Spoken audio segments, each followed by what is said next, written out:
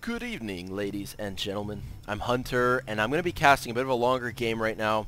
I wanted to just sort of brush up on my casting, get a little practice, go for a nice analytical cast for everyone. I hope you guys enjoy it. Thanks for tuning in.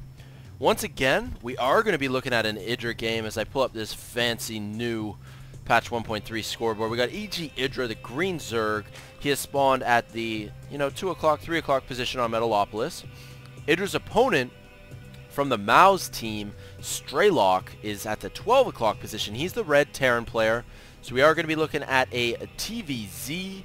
And, I mean, first things first, we all know the map, Metalopolis. Let's take into account the positions that they've spawned in today. These, of course, very close rush distance by air. And look at this. Look at these SCV. The vision of Strelok spots the Overlord. So Strelok, without even scouting, knows that IdrA is at the 2 o'clock position. Very nice heads-up play. You definitely need to incorporate that just into your scouting pattern at like the 60-second mark, roughly. Just send out a worker if your opponent is Zerg and try to spot that Overlord. But like I was saying before, the spawning positions very close by air, so who knows, maybe we'll see mutas. I mean, IdrA likes to do muta, baneling, speedling type builds very often, and of course macro-oriented builds, and he is going for a fast expansion. Hatchery first down at 15 supply, I do believe. The wall off going down at the top of the ramp. Strelok is just gearing up to hold any early pressure. With this wall off, most Terran players will wall off against Zerg, unless you're just, a tip-top Terran player and just that confident that you don't need to worry about it. But smart play by Strelok as he is now heading out with an SCV, and this drone spots the SCV on the Xel'Naga, and I'm sure, well, yeah, this drone's going to scout as well. This Overlord hasn't been able to get all the scouting intel, and with Marines out on the map now, this Overlord is going to have to sort of make himself scarce. But this drone is going to be denied right at the front door. And is the drone even going to be able to scout the command center? No. And, it's simple but important. If this command center were just a couple hexes closer to the ramp, then IdrA would have spotted it with a drone, and that would just be a huge, huge piece of intel. But, yeah, not the case. So we're going to have to wait and see how IdrA actually wants to react to this. Because as a Zerg player, you have to, keep ahead in the income game. You have to have at least, one more base than your opponent. And towards the late game, you want, maybe 2 or 3 bases more than your opponent. Depending on how everything pans out. These two workers not getting along at the Xel'Naga tower. IdrA going to head back home with that probe. As we take a look at the units tab, IdrA actually only has 2 Zerglings out. Usually you see Zerg players get at least 4, but IdrA, being the macro player that he is, he just wants to get as many drones as possible. Sacrifice 2 lings for an extra drone. But now after spotting sort of the oncoming Terran units, what are we looking at? About 3 Marines and an SCV. It may prompt IdrA to get a couple more lings. As he does, he is getting 6 more Zerglings. Metabolic boost on the way as well. Still just mining off of 1 gas, but continuing to mine as a lot of Zerg players take their workers off the extractor after starting metabolic boost. And it's important to deny the SCV. Notice how the SCV is just running through everything. It's because Strelok used that SCV and right-clicked one of the mineral patches, which causes the SCV to just do a sort of ghost walk through any units, friendly or enemy units. Finally getting a factory down. Of course, a very delayed factory given the build order of our Terran player and this fast expansion. This Overlord does spot it. The Overlord did definitely spot the fast expansion, and as a result, what is IdrA going to do? He now knows he's going up against a fast expanding Terran. He doesn't stand much of a chance, of pressuring this early, especially with a bunker in position and those 4 Marines. Although no upgrades for the Marines just yet. He is getting a tech lab down on his barracks, calling down mules at his natural, and getting Hellions out as well. No blue flame, though. He's just going to be pumping out Hellions 2 at a time, using the reactor, and getting another 2 barracks as well. Meanwhile, in the Zerg base, putting up 2 extractors down at the natural. The second queen is out as well. and heading back home with these speedlings that now, of course, have their wings. But good heads-up play by IdrA. Having that Xalnaga tower is going to spot the Hellions, so he knows about the harassment threat looming. And I'm not sure if Strelok is going to, continue this his pursuit of Hellion harassment or what. But we did have a sort of a sacrificial Overlord. It does get taken out. As we take a look at the vision of IdrA, that Overlord was able to spot the brand new barracks, 2 new barracks. No starport out just yet. Stimpack research on the way. More Hellions and Marines just getting pumped out at this point in the game. These Hellions now, it looks like they're going to push in. Could try to harass the natural, but with this many speedlings, Spine Crawler is going to be completed right now as well, and there's a Queen, so there's really nothing those Hellions can do. They're just going to be idle for the time being. Baneling Nest has completed, Lair Tech is completed, and we do have a Spire on the way as well. I was wondering if IdrA was going to put the Spire in this vicinity, and he does. Of course, you put your Spire down right here, and the Terran player who's normally going to scan closer to the main hatchery is not going to spot that Spire. And I believe that was, a Creep Tumor. Just taking out the Creep Tumors. It's very annoying to do that as a Terran player, of course. Now IdrA needs to use the energy from his Queens to plant even more Creep Tumors. You want to keep that creep in check, because if you let your Zerg player just spread creep all over the map, it makes your life very difficult in the mid and late game. Getting some missile turrets up as well. I'm wondering if Strelok, he doesn't even know about the Spire, but just a sort of appropriate reaction or lucky guess under the assumption that Strelok is not aware of the Spire. I also want to sort of clarify, he knows about, now he knows about 2 gas. If you got 4 gas up and running, that's often a huge tell that you're going Spire tech. But Strelok actually only figured that out right now. It's good that he's got some missile turrets in position and getting upgrades as well. I'm going to keep an eye on these Hellions and see what kind of damage they do. On the units tab, we see 50 harvesters. Is that going to drop, though, with these Hellions? Speedlings sort of trapping them behind the mineral lines. Ooh, lots of Speedlings getting roasted up. A couple of Queens, though. A couple of Mutalisks, with more Mutalisks being rallied in. And at the end of all that harassment, lots of Hellions, we actually still have an income advantage for our Terran player. But once you consider the fact that, income advantage, worker advantage for Zerg, but the income, could still be in favor of Terran just because of the mules. Mules just mining beasts, 30 minerals at a time. And these mutas taking out that SCV before he finishes production of the missile turret, forces a cancel, or maybe even he destroyed that missile turret as well. With 9 mutas out, 10, there's one more, there you go, just getting rallied in now. Another Mutalisk on the production tab, and he's getting flyer upgrades level 1.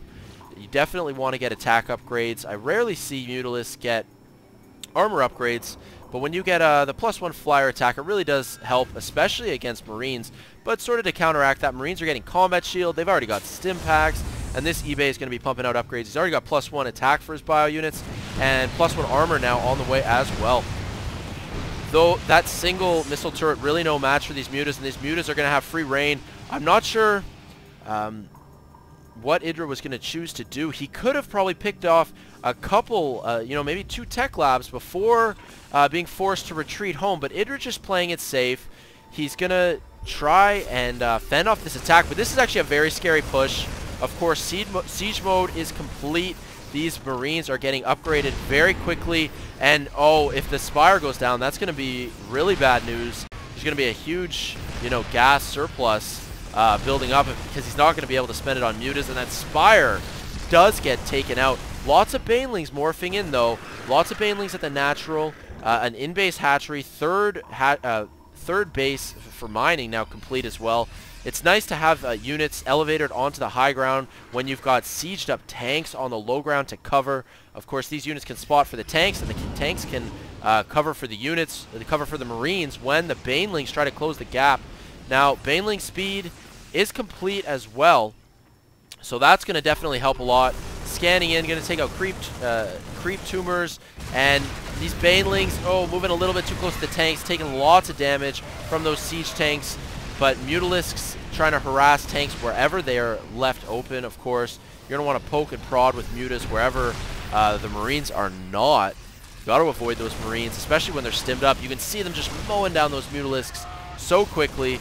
More Banelings rallying up to the main. Some still down at the natural, though. And this is just being, you know, getting maybe to be too much for IdrA. It's definitely annoying, but IdrA's still on 3 base, and I mean he's got a pretty stable economy, but the Terran player is just rallying so many units in that sort of the Terran presence here on the side of IdrA's base is just becoming more and more scary. That Queen gets focused down in a split second. Now rushing back, those Stim Marines trying to get away. Oh, and look at that clutch medevac lifts up 8 Marines before the Banelings are able to explode on them, and then the tanks get more shots in on the Banelings as well. So both players just massing up, you know, army units, and now it's probably going to leapfrog these siege tanks towards the natural, try to shell away, you know, at this natural hatchery whenever Strelok can. But IdrA's trying to crush through here. He does get a lot of Marine kills there. And it's going to try to focus down one of the siege tanks, but the Marines are there to cover fire as well. More Banelings morphing in as we speak, and another command center now floating down to the gold base. So this is a really dominating containment coming from Strelok, and you know, just looking to put IdrA in a more difficult position. Another scan going down just to spot on the high ground. You know, keep aware of where the Mutalisks are. We have an armory on the way, more mutas and speedlings getting pumped out. The mutas do snipe one of the tanks right there, +1 for those mutas, and then 1-1 for the Marines. No tank upgrades just yet, but we do have an armory that is now complete, and a planetary fortress getting morphed in at the natural. So the armory is actually just completing right now. I'm wondering if he's going to use the armory for Thors, or if he's going to get some upgrades. A couple more factories going down as well in the Terran base. And Strelok, slowly but surely, you know, forcing his way into a very dominating position. I mean, Strelok has complete map control. I'm sure that he assumes that IdrA has a 3rd base up and running, but you know what? That's fine. Strelok doesn't care. Strelok's got 3 bases up as well. Now the planetary fortress is complete, and another command center going down. So excellent pressure from Strelok, and, you know, keeping on top of his macro. These Mutalisks now in a number of about 15 gonna take out the missile turret at the same time, you know, just pressuring in the Terran base, destroying what they can. But these Stim Marines, oh, is that medevac gonna get sniped? Yes, it does, with all the Marines in it as well. So that's one small victory for IdrA, but just the big problem here is this huge Terran presence right at his front door. Some Thors getting produced now. I wonder if he's gonna throw a couple more tech labs on those factories as well. The 4th command center now nearly complete. Siege tank does get sniped. I like the, you know, static defenses as well. Putting a couple missile turrets down. You know, very worthwhile investments. Very cheap structures compared to the Mutalisks that they're destroying and fending against. Another nice little snipe there by these mutas. So IdrA, you know, he's holding. He's doing what he can. And I'm actually wondering, I'm really not sure who's going to win at this point. The supply is just about dead even. But you know what? This crazy macro and larva from IdrA off of 4 hatcheries, mining off of 3 bases.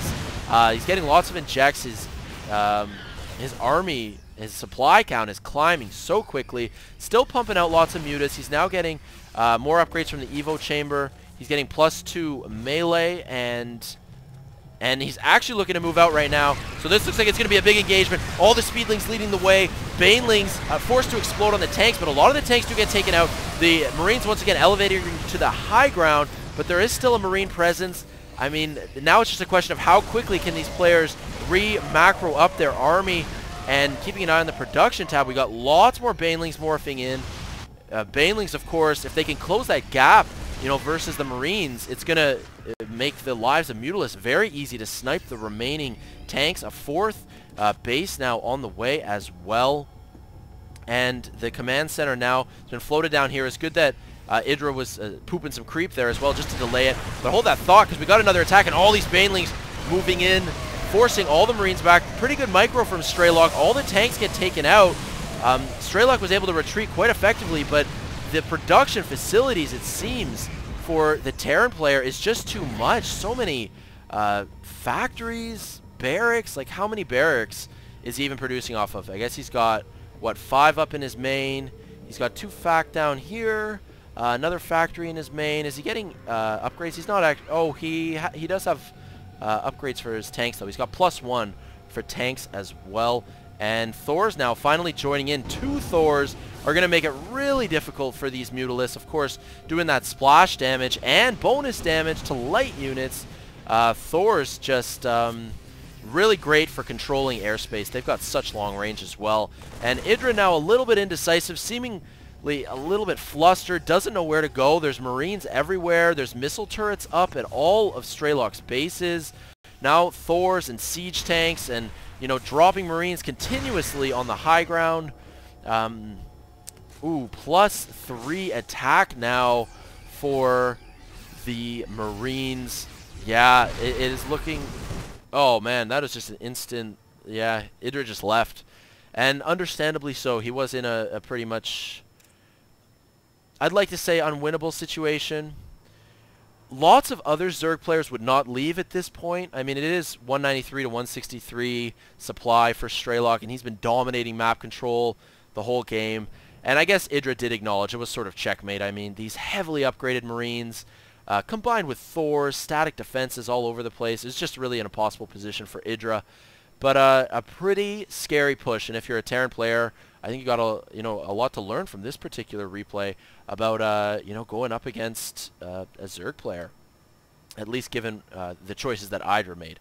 Anyways, I just wanted to do this cast for you guys. I hope that you guys enjoyed it. I'm gonna be casting lots more, getting back into the casting game and pumping out lots of videos for you guys. So stay tuned, and yeah, I guess I'll catch you guys next time. All right, thanks for watching. Peace out.